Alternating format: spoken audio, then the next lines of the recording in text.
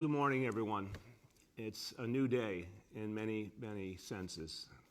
We saw some justice last night. We saw something that represents a beginning and a change. And I think it's fair to say all over the country, there was a sense of relief that justice was finally done. But it's not enough. George Floyd's not here. He should be here. He should be alive. He should be with his family. He should be living his life. He's not. So right there we know that it's only some justice. And the changes we need to make are much greater. And this needs to be a moment to really dedicate ourselves, to take the relief and the hope and the sense that maybe things can change, but act on it. And to look at what can really make a change. Here in this city, we've had a long journey, changing the relationship between police and community, reforming the police department. We have a lot more to do, I want to be clear. And some approaches have worked better than others, but we have learned some things fundamentally. Reforming policing is necessary. It has to be ongoing. It is a task that does not end because there's always more to do. And building a bond between police and community is actually both necessary for peace, but it's also the only way to safety. We can't effectively police without communities being fully involved and engaged and believing that what their police are doing is right. All over the city, I've heard for years and years from people, communities of color, working people, immigrants, they want to be protected, but they want it done the right way. They want to be respected. They want to make sure there's no discrimination. And we've made strides in that direction, but we sure have more to do. That said, we've done some things here that I think do work and should be recognized in other places that still have to create fundamental reform. There's no question in my mind that neighborhood policing as a strategy is the way forward. That stronger oversight and transparency works. The things we've done to strengthen the Civilian Complaint Review Board, to make police discipline records available, but even more so recently the discipline matrix, which I think is a model that could have power all over this country, so that everyone knows very, very publicly, very openly, what happens if an officer does something wrong. So much of what we heard last night was that simple word, accountability. People finally seeing some accountability. It needs to be an everyday thing. And that discipline matrix allows for that.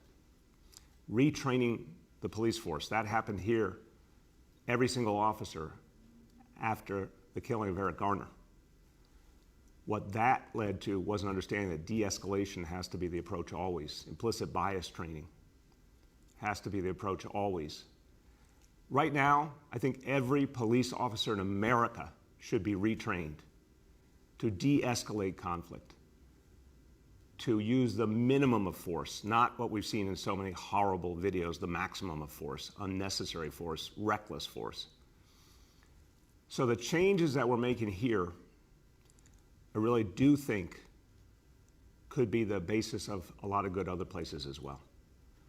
And also acknowledging the problem, as we did in the recent series of police reforms, acknowledging that there's structural racism in policing that must be weeded out, that work continues, saying those words and acting on them.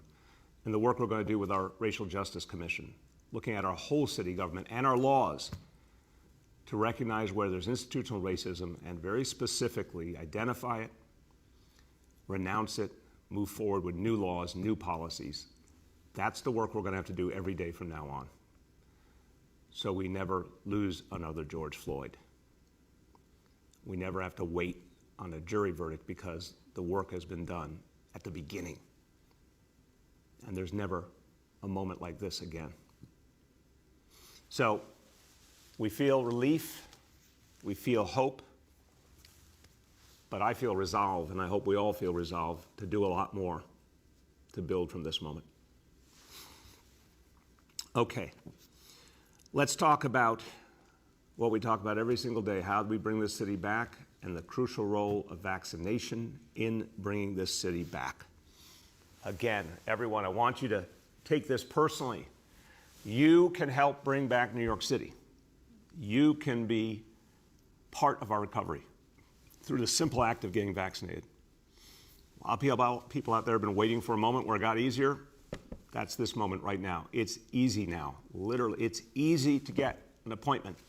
Go to nyc.gov/vaccine finder, or you can call 877-VAX4-NYC. You can get an appointment quickly. It's the best it's ever been.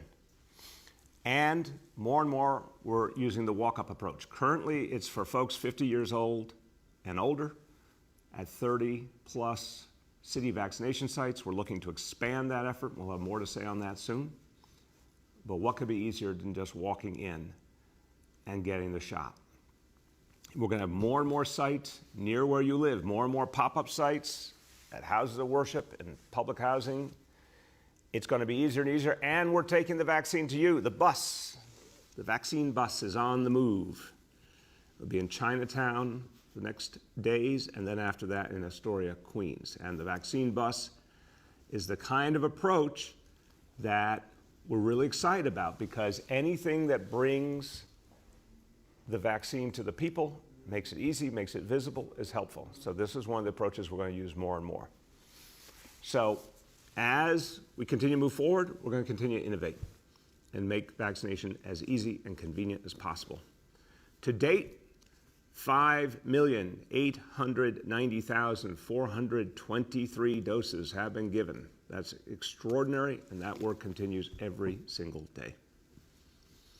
Okay, now let's talk about the really big picture, where we go from here. And when we talk about a recovery, for all of us, it has to be about our future. It has to be a recovery that means we are protecting all New Yorkers from a host of challenges and making the city strong and sustainable for the future. So, of course, I'm going to talk again about the climate crisis.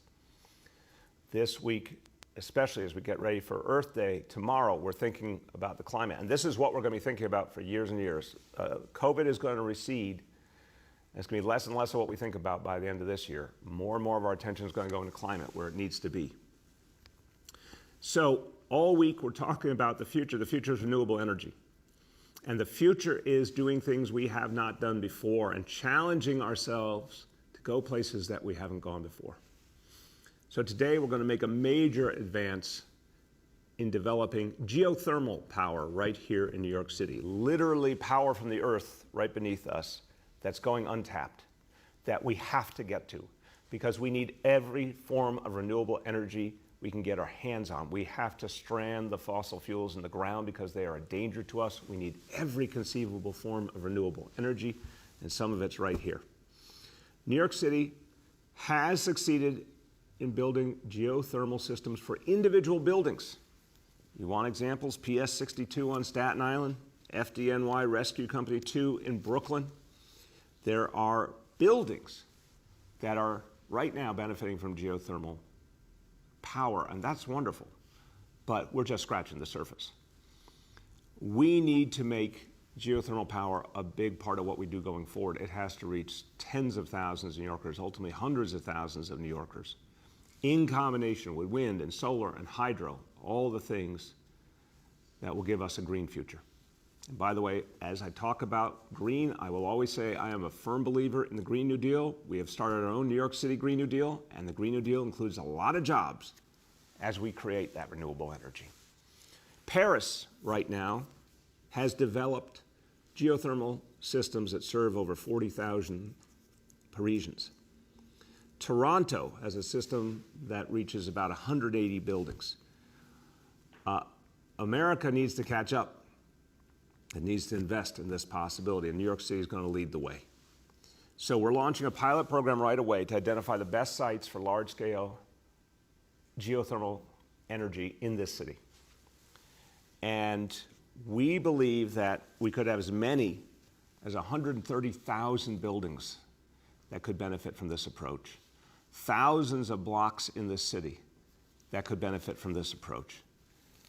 And it means turning on geothermal and turning off gas boilers and traditional air conditioners and saving hundreds of thousands of dollars a year in a lot of buildings, that's a big, big deal. And we take away all the greenhouse gas emissions in the process. So we're going to work with the City Council to pursue legislation to give New York City the authority we need to do this, so we can operate these larger geothermal systems. This is part of the future. And it's really amazing that it's gone untapped this long. But if we feel urgency right now, we can do something amazing here. Just like we talked about yesterday, we're doubling down our commitment to hydropower. We're doing a lot to help in the development of solar and wind. If we just fire on all those cylinders, we can have a very different city and a very different country and a very different Earth. And that's what we should commit ourselves to as we look forward to Earth Day tomorrow. Okay, now, recovery for all of us certainly means bringing back every facet of the city, the life, the energy, the vibrancy, of course, the jobs. And we have been, throughout the last months, talking about all the things we're bringing back. Arts and culture flourishing again in New York City. It's really exciting to see it grow before our eyes. Sports is back. Outdoor dining and indoor dining. So many things are moving forward in the city, and obviously our schools open, and we're looking forward to every child being back in school in September. These are all the building blocks of bringing back this city. But another important piece has been missing, and you're starting to see that change, and we want to supercharge that change. We want to bring tourism back. Tourism has been an important part of life in this city, an important part of our economy. Hundreds of thousands of jobs depend on tourism. And think about it. Think about the taxi driver who benefits from tourism. Think about the folks who work in our hotels. Think about the restaurant workers. Think about everyone in the cultural community, Broadway and the museums, all the places that get so many of their customers from tourism. We want them all to thrive again. It's not going to happen overnight. We know that.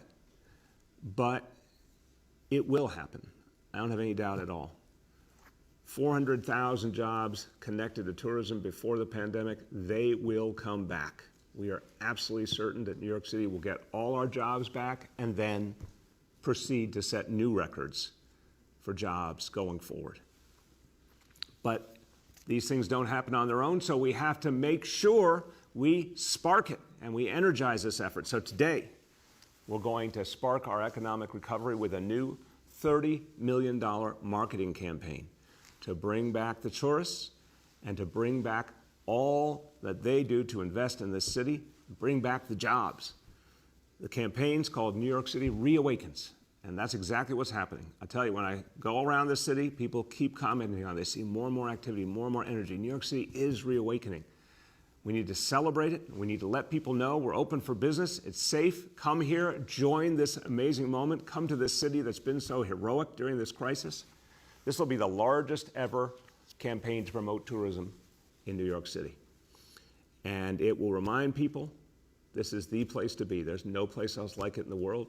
It's the greatest city in the world for a reason, and you can experience so many amazing things here. We're going to remind people, and they will come back. If we build it, they will come. That's my quote of the day. I want you to hear from the man who's spearheading this effort. He's done amazing work.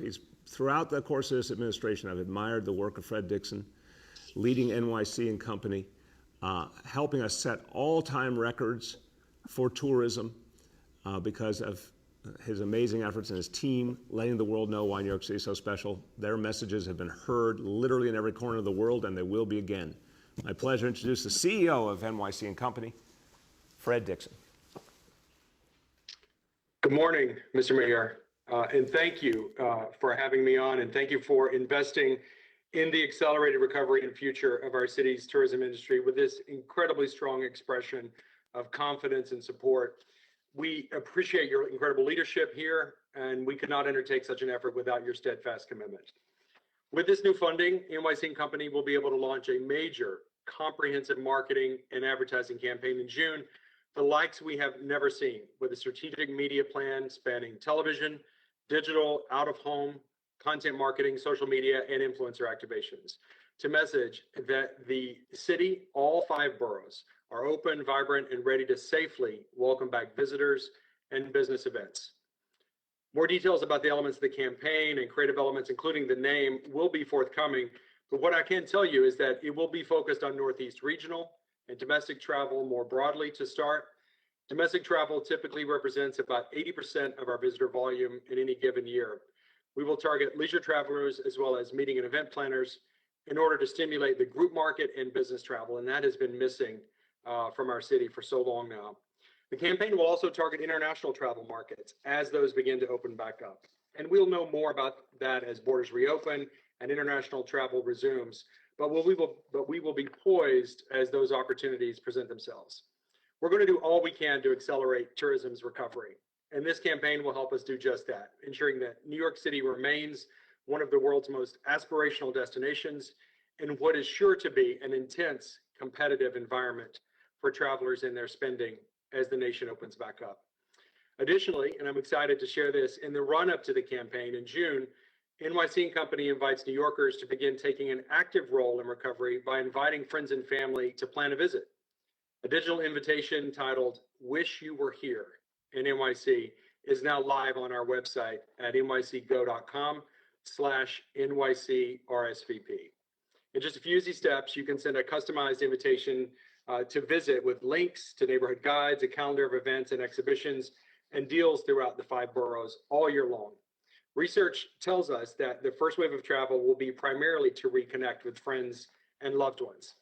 There are exciting things happening across the 5 boroughs, as this group knows right now. And the time is now to invite friends and family to plan a visit and be part of this comeback. I want to thank you again, Mr. Mayor, for your leadership and your support of our recovery. I cannot express enough what this means to the tourism and hospitality industry, to all the workers, and to me personally. It is literally the shot in the arm that we all need right now to begin rebuilding this great city. So thank you, sir. Thank you so much, Fred. And Fred, seriously, what you and your team have done for years, you don't get many chances to hear our appreciation. You just do the work, and you've brought in millions and millions of tourists to the city. And so many people have thrived, so many businesses, so many jobs because of the work of you and your team. So I just want to thank you on behalf of 8.5 million New Yorkers for such successful efforts. And this is a great example. You know exactly what to do because you've proven it year after year. You now have the resources to go out there. And I don't have a doubt in my mind that, yeah, there's a lot of competition. There's a lot of great places to go. There's only one New York City. And the more people get reminded, the more they're going to come right here. So thank you, Fred, to you and your team for all you're doing. Thank you, sir. All right, now, what does it mean? What does it mean to bring tourism back? Well, we wanted you to hear from someone who really understands this very personally. He is a New York City legend. I don't think that's too strong a term. And he has thrived in the city, and he has built businesses, and he has employed so many people. And yeah, a lot of New Yorkers enjoy the amazing work he does, but people come literally from all over the world. And so I thought, if you're going to understand the power of bringing back tourism, what it means for the city, let's hear from someone who has been beloved and for whom tourists travel a long, long way to experience his magical restaurants. My pleasure to introduce the legendary chef, Daniel Boulud. Chef, are you there? And yes. I'm here. Do you hear me? We hear you, but we don't. There you go. We see you too now. Oh, we saw you. Now let's get you back. There you go. I'm there. Thank you. Thank you, Mr. Mayor, and congratulations on your decision to really lift our city back with our tourism. Of course, like you say, tourists come from all over the country. Right now, we have a lot of tourists who are driving, and they drive from, I would say, the 10th state around New York City, and it starts to be very exciting. We see people flying from East Coast to West Coast, but we also need the international tourism. I have more restaurants to reopen, and I've not been able, but many of my colleagues as well. And every neighborhood in New York City will benefit from a tourist. It don't matter if you make the best pizza, the best sandwich, the best salad, or every cuisine and every every little or big restaurateur will definitely need, and will also have to see back our tourism in order to survive, for sure. But theater, art, and culture is one of the most important thing in New York as well, and for our hotel as well. We are looking forward to all the hotels to reopen, and we are looking forward to really jumpstart this tourism in the city with you. And I can't say how much I am excited by this initiative, because that will really I can imagine already many of my colleagues being so excited by the rebirth of New York City, but the rebirth of our economy, but also of our culture, and I think that's what we need. Thank you, Mr. Mayor. Chef, I want to tell you, I really appreciate your just total belief in this city, and I've seen it so many times, and I love it. And I remember when we were together last year at the ribbon cutting for the One Vanderbilt building right next to Yes. Grand Central Station, and I was really struck when you spoke, because you talked about the new restaurant there in the building that you're opening this year, and you said it with certainty. It was at a very tough moment. It was, last year at a really tough time, and I was so happy that One Vanderbilt was opening, but your hope and your certainty gave me hope. And I want to thank you for just being so fantastically committed to New York City. Well, Mr. Mayor, in about a month, we are opening Le Pavillon, the new restaurant at One Vanderbilt, and that I hope will also initiate the fact that tourists want to come back to discover also this restaurant and many other restaurants. I have colleagues who have opening small restaurants, and I hear that there's chefs coming to New York City who want to open restaurants. So New York City has always attracted young talent and always attracted creativity and ambition. And I think anyone who is ambitious and creative should join us in New York City, because it's going to be exciting. Chef, I have one more question. When I have the joy of visiting you and Le Pavillon is open, what is the number one thing I should eat from that menu? Vegetable. We're going to have a vegetable-centric menu, but also seafood. Local vegetable, and of course, local seafood. We're in the most amazing coast for seafood here in New York, and so there'll be a focus on that, and of course some other wonderful items like some beautiful meat, but vegetable and seafood will be the focus, so that keep you healthy, happy, and centric by being New York centric with the ingredient, and making the local farmers and the local fishermen work also well. That's beautiful. Well, Chef, thank you. I look forward to joining you there, and congratulations to you. And thank you for joining us today, because your enthusiasm is always infectious. So it's great to share it with the people of New York City. Thank you so much, Chef. Thank you. Thank you very Merci much. beaucoup. À bientôt. All right. Now I want to bring up one more guest to talk about this effort. And he's put so much energy into helping to build up jobs in this city and to make sure the city economy works for everyone. He's been the chair of the Economic Development Committee in the New York City, and he's worked really closely with NYC and Company. But I also want to thank him because of everything he's done in public service, and his whole family. This is 2 generations of the Vallone family have done so much for New York City. And again, I like to give credit where credit is due. This is a family that's given their all. 3 generations, I'm sorry. Your grandfather as well, Paul.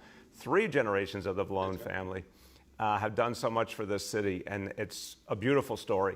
And you have continued that story so well. So my pleasure to introduce Councilmember Paul Vallone. Thank you, and good morning, Mr. Mayor. I think we definitely have to step up our accents after listening to Chef Daniel. Yeah, I agree with that. Back to French class for us.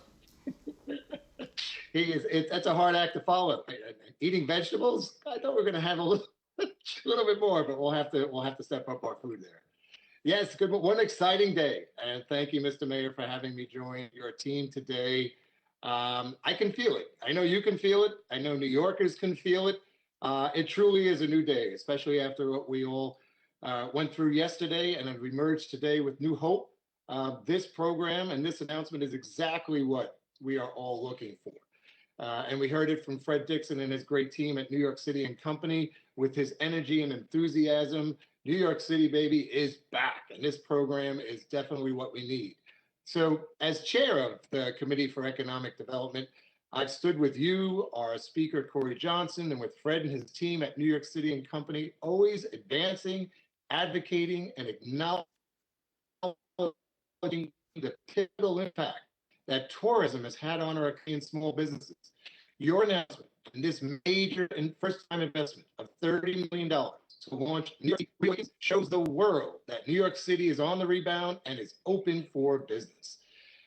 Today, and in the past, we have taken our shots literally, and now we're better and back and better than ever. We just heard from Fred and his new multi-million-dollar campaign that will remind the world that this city that never sleeps is dynamic, vibrant, and wide awake. Launching this advertising campaign will jumpstart New York and City Company's projection to have a record number of tourists just in 2024. And we will succeed the amount of, we had over 66 million tourists, Mr. Mayor, just last year, right before the pandemic, and we will get that number back. The tourism and hospitality industry has always been one of the pillars of our economy. So I applaud and stand with you, your administration, and Fred Dixon, the leader and face of New York City and Company, who will once again lead this tremendous New York City Reawakens campaign by making this proactive investment in our recovery and our future. He has, you just heard from Fred, he's announcing new destination highlights, new hotels, dining, attraction, arts, culture, live events, performing arts, retail, outdoor offerings, meetings, conventions, and on top of that, like you mentioned at the beginning, who's got the best sports team in the world? New York City. Yeah, I know you know that. And they are all pushing for glory in the playoffs. What better way to celebrate living again than going to your favorite team with your family and cheering on your Mets, Yankees, Knicks, Nets, Islanders, and Rangers. So clearly, New York City is reawakened, reimagined, and emerged once again as the only place to be. So thank you, Mr. Mayor, for having me join you today on this great day. Thank you, Council Member. And you have made it official today. Yes, the Knicks are actually going to be in the playoffs. So all things are possible. I think this is the greatest affirmation in the world. Never give up. If once you don't succeed, try again. Look at those Knicks. So thank you so much, Council Member. 7 in a row. There you go. Thank you. All right, now, as every day, let's go to indicators. And again today, I'm going to put all the disclaimers on. We got a long way to go. We got a lot of work to do. But again, today, we see some good news. So here are the indicators. Number one, daily number of people admitted to New York City hospitals for suspected COVID-19. Today's report, 162 patients. Again, well below the threshold. Confirmed positivity, 52.69%. Hospitalization rate per 100,000, 2.64. So we keep moving that rate down. We want to get below 2, and we're making progress. Number two, new reported cases on a 7-day average. Today's report, 2,063 cases. So again, nice, steady downward line there. We like the look of that. And number three, percentage of people testing positive citywide for COVID-19 on a 7-day rolling average. Today's report, 4.83%. So now several days below the threshold. We want to keep driving downward, but these are definitely good signs. Okay, I'm going to say a few words now in Spanish. Going to go back to the efforts to bring back tourism strong in this city. Nuestra ciudad está recuperando y queremos que los turistas sepan. Estamos listos para que visiten. Hoy estamos lanzando una gran campaña de turismo para dar de nuevo la bienvenida a los turistas. La industria del turismo representa miles de puestos de trabajo. Vamos a recuperar esos trabajos y recuperar nuestra ciudad a la vez. With that, let's turn to our colleagues in the media, and please let me know the name and outlet of each journalist. Good morning. We will now begin our Q&A. As a reminder, we are joined by Dr. Mitchell Katz, President and CEO of Health and Hospitals, Senior Advisor Dr. Jay Varma, and Ben Furness, Director of Mayor's Office of Climate and Sustainability. First up, we have Juan Manuel from New York One. Good morning, Mr. Mayor. How are you? Good, Juan Manuel. How you doing today? Very good, thank you. Regarding your announcement on tourism, what do you think the city should do when it comes to tourists visiting the city? Should they bring, and I know that this might be the state decision, but do you think these tourists coming to the city should bring a negative test, or they should be already vaccinated, or would the city, now that so many New Yorkers are already vaccinated, would the city start an effort to provide vaccines to people visiting New York City? Good questions. I'll try and keep it simple. Look, I think what's obvious is a lot of tourism is already being driven by people who have gotten vaccinated, by folks. That's the number one, I think, of what's happening here. And obviously, I think a lot of people are being smart, if they haven't yet been vaccinated, to get tested. That's certainly what we want to see to the maximum extent possible. Get vaccinated wherever you are. It's a great door opener to travel. As for our ability to serve people here, look, we still have a lot of people to serve right here in this city. As you know, folks have been getting vaccinated in New York City from the suburbs, from Connecticut, from New Jersey, from the very beginning. So that's not a news flash.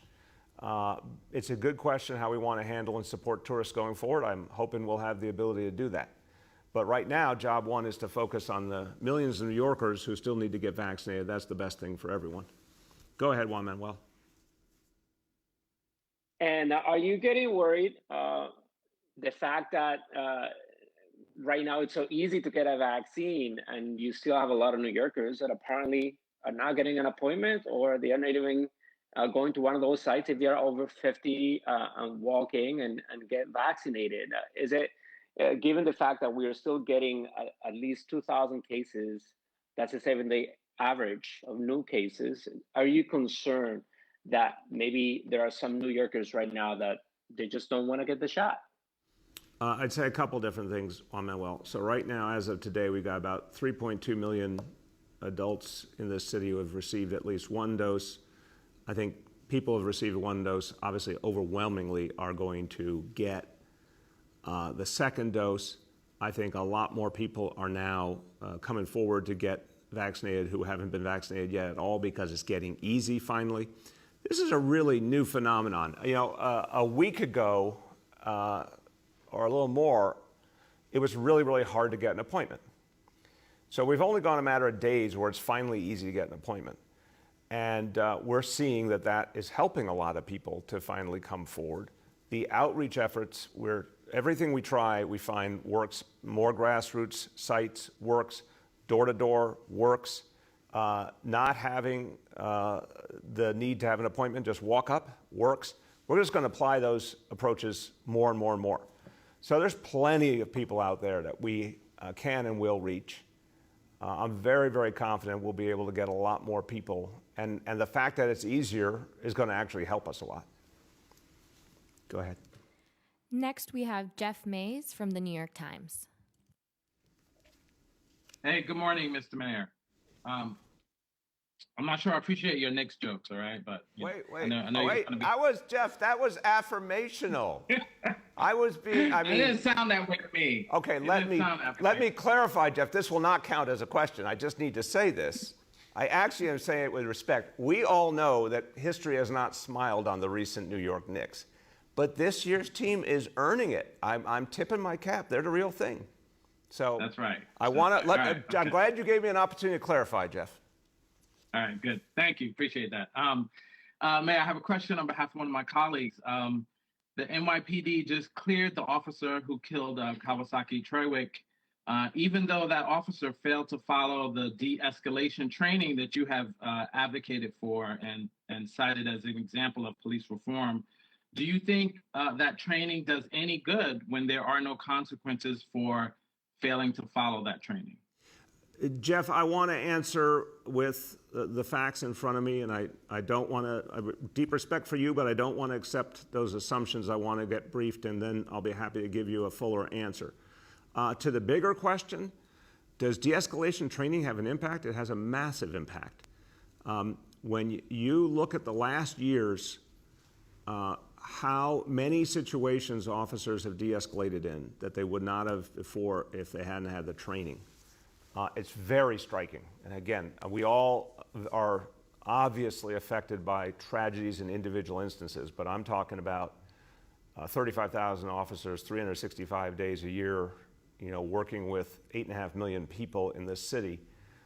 De-escalation training has had a massive impact. And if you look at use of force, and these two concepts are related, training to avoid unnecessary use of force, gun discharges have gone down constantly in recent years to the point that they're really minimal in this city, thank God.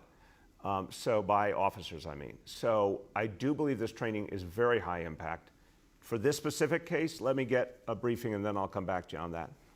Go ahead, Jeff. Thank you. I just want to follow up on policing, especially after the verdict in the George Floyd trial. I mean, Mr. Mayor, you've been very vocal about some of these killings and other police-involved killings in other jurisdictions.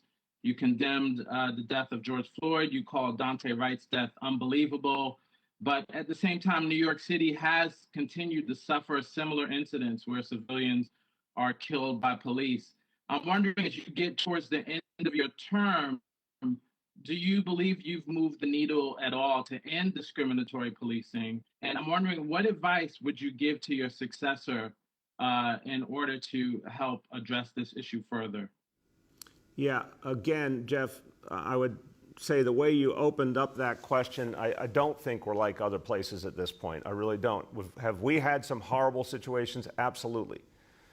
But what we're seeing in these videos from around the country are things that represent the fact that there's obviously not training in de-escalation. There's not training in using minimal force, or there's poor supervision or whatever it is. The standards here are very different. We do not have some of these tragedies we've seen in other places. We still have a lot of work to do. But I do think this has become a very different place for a lot of reasons. And we also have to remember, again, the scale. 8.5 million people, 35,000 officers. Every single day, the things that actually do go right because of the right training, the right supervision, the right standards, the right oversight.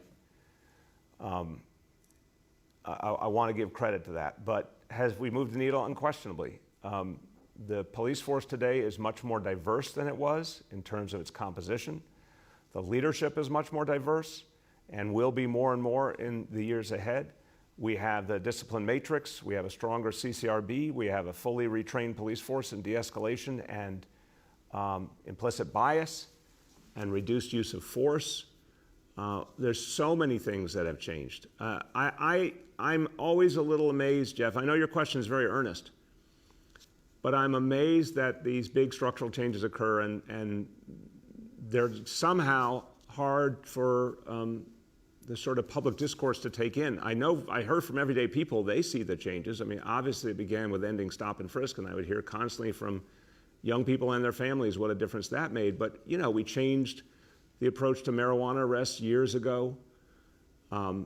So many fewer arrests in 2019, 180,000 fewer arrests than the last year of Bloomberg. I mean, that's a lot of people who did not end up going into the criminal justice system. We've massively reduced incarceration. These are the kinds of changes we had to make, and we've made them, and we got more to do, but this stuff moves the needle. There's no question about it. Next, we have Sydney from Gothamist. Good morning, Mr. Mayor. I wanted to follow up on what you spoke about yesterday, I believe, with the switch to Moderna for the homebound vaccination program. And my understanding is the mobile vaccine bus will also be using Moderna until we learn more about what will happen with the Johnson & Johnson option. And I'm wondering, how is the city expanding the cold chain around that, basically just the storage systems to make that those programs work with Moderna? And has the city purchased the ultra cold portable coolers that were used to transport vaccines in West Africa? Dr. Katz or Dr. Varma, who wants that one? I'm happy to start, sir, just to clarify that with Moderna vaccine, while you have to keep it frozen storage while waiting, if you're going to use it within 6 hours, it does not require that intense frozen storage. So we're able to take a vial, plan the number of visits we're going to have within a 6-hour period, and use all of the vaccine, and therefore not require the super freezer procedures. Thank you, sir. Thank you. Sydney, does that answer your question? I think so. I guess I'm just wondering, like, how the switch to Moderna is happening, given there was so much talk around how Moderna and Pfizer were just not an option before, and we were waiting on Johnson & Johnson. So I'm just kind of wondering how. Yeah, I get it now. I'll start and I'll turn to Dr. Varma.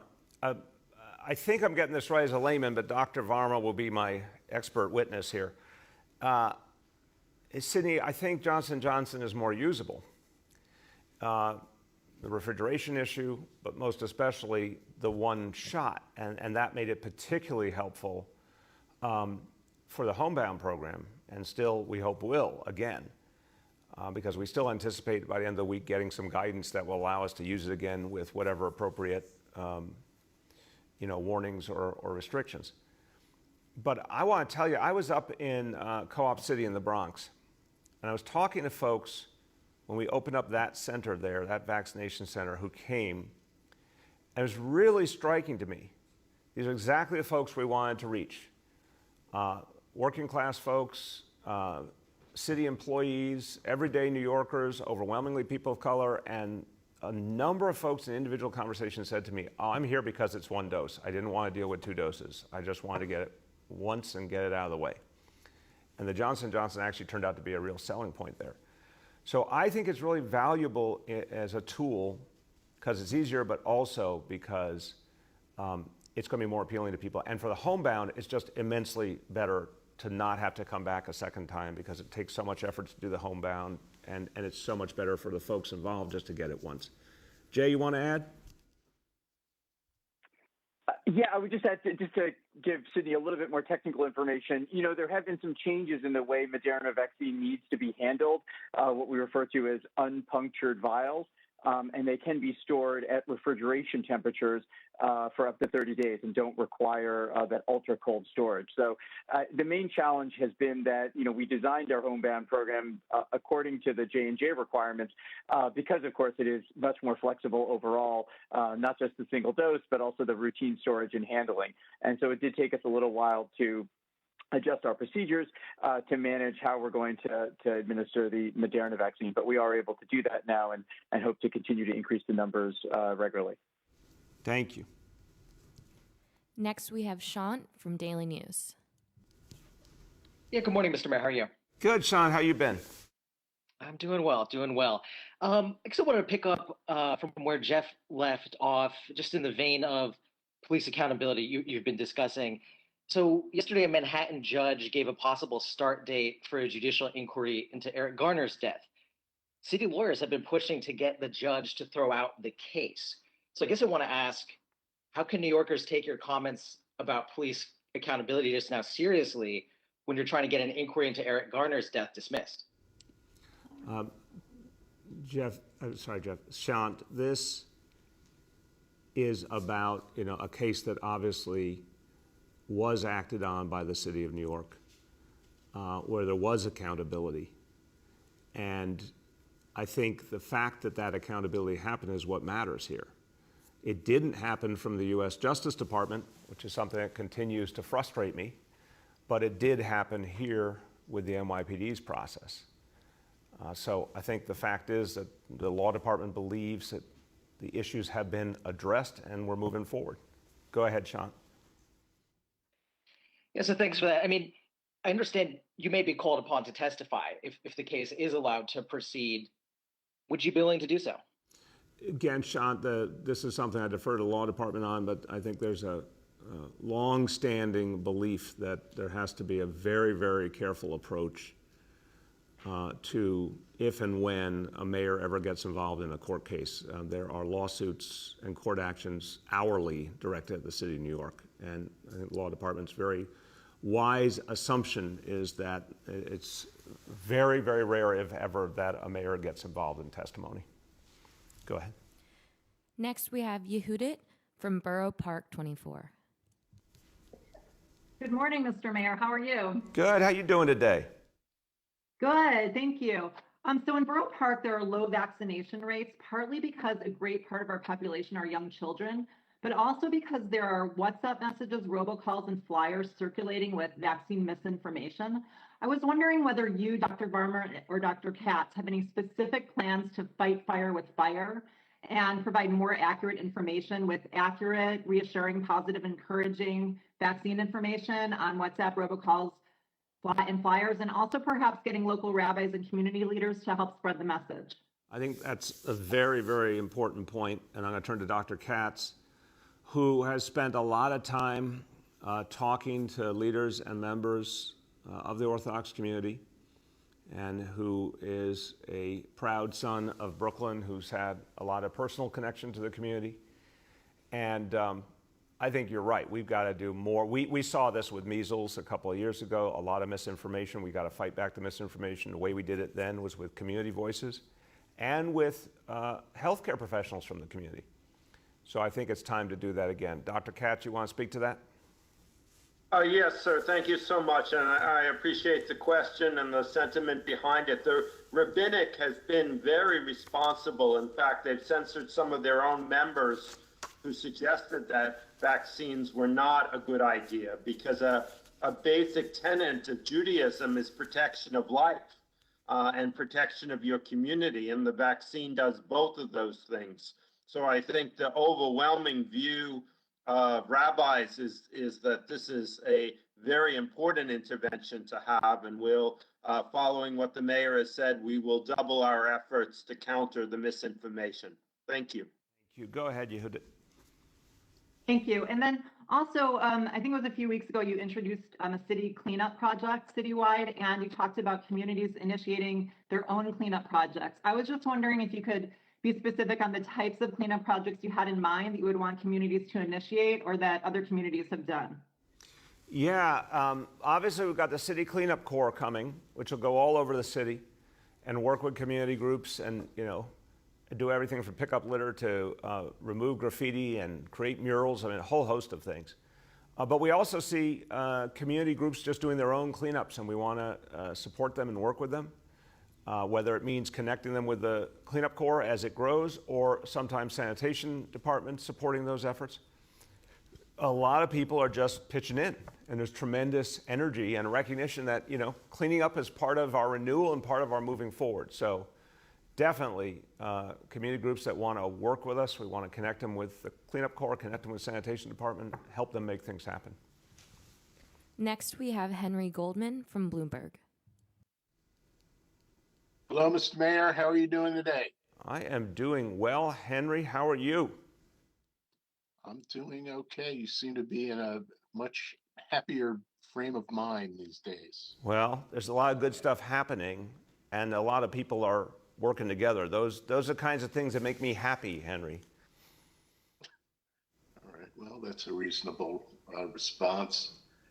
On the tourism front, the challenges to the tourism industry are not to be underestimated. I'm sure you realize that. One of the major problems that hotels face is actually paying their property tax bills when their effective occupancy rate is so low, much lower than it takes to actually break even. They've been asking the administration for a moratorium on paying their property tax and avoiding the the enormous, I'm not sure what the interest rate is, very high. It's like paying a credit card bill if you are late on your property taxes. And so far, they have not had any success in persuading the administration about this. So, where does the administration stand on giving these hotels property tax relief, or at least a moratorium on paying this bill, and certainly not paying the interest rate on the late payment of the tax? Yeah, Henry, look, I'll make it simple. We're certainly talking with the industry. We're looking at ways that we can be helpful, but we're also mindful that we got to keep moving the city forward, and that what we do with one industry, we have to think about parallels with other industries. So this one's not, just to sort of snap your fingers. We have to think about this one some more, but we are talking to the industry. We do hear their concern, and we'll have more to say on it, in a little while. Go ahead, Henry. The second question I have is that, there's this proposal going around the city that the city should spend $1 billion giving the 500,000 most needy individuals in the city $1,000 a year, or actually it's $2,000 a year. That would amount to a payment of about $167 a month to these individuals. This is a proposal that's been raised by the person who's currently leading in the public opinion polls to be the next mayor of New York City. How do you feel, as someone who has made income inequality a major issue in your career, how do you feel about the proposal of giving people $167 a month to somehow address this issue of income inequality? Look, I think it's a good conversation for the city to have. What I would say is I am most focused on the most structural ways of addressing poverty. I think it is about guaranteeing higher wages, which is why I was an early supporter of the fight for $15 minimum wage. It is about reducing burdens on people to a much higher level than that would achieve. For example, giving families free 3K and pre-K, which takes, on average about $10,000 per child of cost off of a family for each grade level.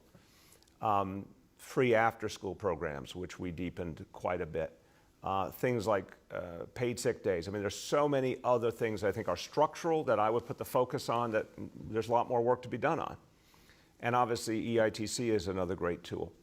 So that's my first instinct. I think with any UBI approach, the question has to be sustainability, and also, is there even stronger structural fix that would achieve a bigger impact for those families? Those are the questions I would ask. We have time for 2 more questions today. Next, we have Medina from Politico. Hi, everyone. How's it going? Good, Medina. How you been? I'm good. Thanks.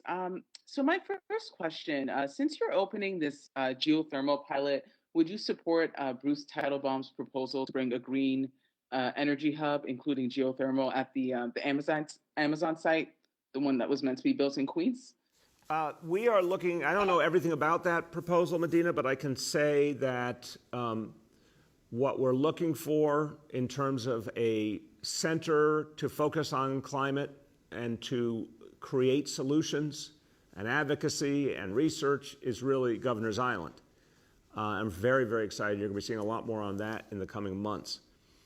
The site that was the Amazon site, I've heard different pieces about, but what we want to make sure in all development always is that any development supports things like job creation for the community, open space for the community. Sometimes it's obviously public schools and new amenities, and obviously first and foremost affordable housing. So that's how we're judging any proposal.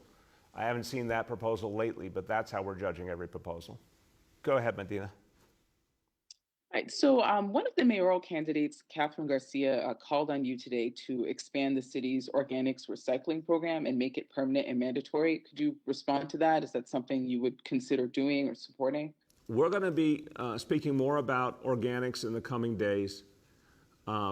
Look, I think the ideal is to have us deepen all of our efforts at recycling and at organics. And obviously, we really believe in getting to zero waste to landfill. And this is something that I think Catherine Garcia did really great work on as our sanitation commissioner for 7 years. And so we're going to be talking about that soon, how we build again toward those goals.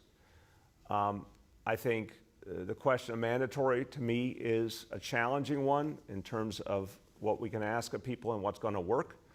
But we're looking at all those issues right now, and we're going to come out with some updates soon. Our last question for today goes to Abu from Bangla Patrika. Abu. Wait, he's Abu. almost here. Hello. Hey, Hello, Abu, Mel. how are you? Hey, good. How are you? Good, good. Okay. I would like to know the New York State, the undocumented immigrant who will get some stimulus. Is there any plan of New York City when the program will start? Great question. We're working on that right now, and we got to get you an update on the exact way it's going to be implemented. The state legislature, I've been given a lot of credit lately. It is all deserved to Carl Hastie and Andrea Stewart-Cousins because this was a very important decision on their part to help our fellow New Yorkers who are undocumented. This is really going to help a lot of families who are our neighbors, so I'm really appreciative of it. The how it's going to work, we will have updates on that soon, and we can update you. Go ahead, Abu. And then any update of the Johnson & Johnson vaccine? I'll start and I'll turn to Dr. Varma. From what I understand, Abu, I think the greatest likelihood is by the end of this calendar week, some kind of guidance from the federal government. And I think it'll be either some warnings or maybe some age restrictions, but what it will say to us, I'm hoping and I believe, is that we can use Johnson & Johnson widely again. We certainly would greatly benefit from having it back as part of our effort to reach so many more New Yorkers. That's what I think. I'm not guaranteeing that, but that's just what I think the tea leaves are telling us. But you'll now hear a more educated response from Dr. Varma. Well, Mr. Mayor, I think you actually summarized it quite well. The Advisory Committee is meeting tomorrow to discuss the latest updates on this, and we are hopeful that they will make a recommendation to continue using the vaccine, potentially either with increased education of people so that during their informed consent process they know about potential risks, or possibly with some restrictions based on either age or gender. We have heard recently this past week that the European Medicines Agency has gone forward with permitting the Johnson & Johnson vaccine to be used with only additional education of people receiving the vaccine. So we are hopeful that we'll get more information by the end of this week and they can restart using it where appropriate. Excellent, thank you. Dr. Varma, and listen, as we conclude, I think the key point again is, we have, for the first time, a wonderful reality in this city where anyone who wants to get vaccinated can get it quickly and easily. I remember during all those months where people were struggling to get appointments, the many valid questions, the frustrations, people were saying, oh my God, it's so hard to get an appointment. This is really difficult. And they were right. And we all worked together to maximize the supply and get the freedom to vaccinate from the state and set up more and more vaccination centers. And then we got to that very good day last week where it started to get easy to get appointments. And I, for one, am really, really happy about that because I think that will bring in hundreds of thousands of folks who were waiting for it to get easier and needed it to be a little bit easier. And from there, more and more people will keep reaching them at the grassroots, and that's going to continue to build this recovery. So everyone, Do your part. If you haven't yet done it, then now is the perfect time. Go out and get vaccinated. Thank you, everybody.